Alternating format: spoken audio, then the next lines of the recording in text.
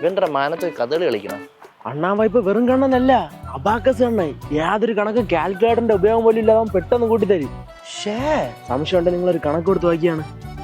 ആ ബക്കസ് അണ്ണ, നീ ഏതൊരു കണക്ക് കാൽക്കുലേറ്ററിന്റെ സഹായം ഇല്ലാതെ കൂട്ടോന്ന് പറഞ്ഞിട്ട് ഉള്ള എന്നെ ആ നിങ്ങൾ ചോയത് എന്നാ 1+1 എത്ര?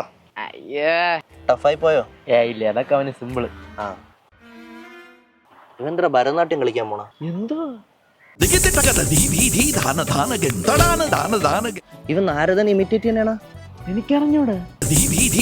ഇനി ഇതെങ്ങനെ ജന്നി വന്നായിരിക്കോ? എന്നാ ജന്നി വന്നാണെ വായിക്കൂടെ പതയൊക്കെ വരൂലേ.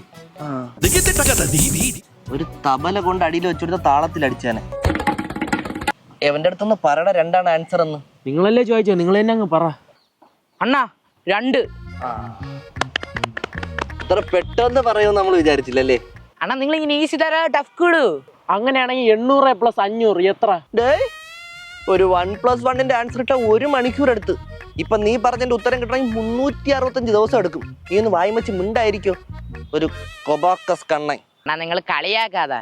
ഇനി ഞാൻ തന്നെ ചോദ്യം ഇട്ട് ഞാൻ തന്നെ ഉത്തരം പറയാം. എന്നാ നീ എന്നെ നിന്നോട് ചോദ്യം 0 + 0 എത്ര?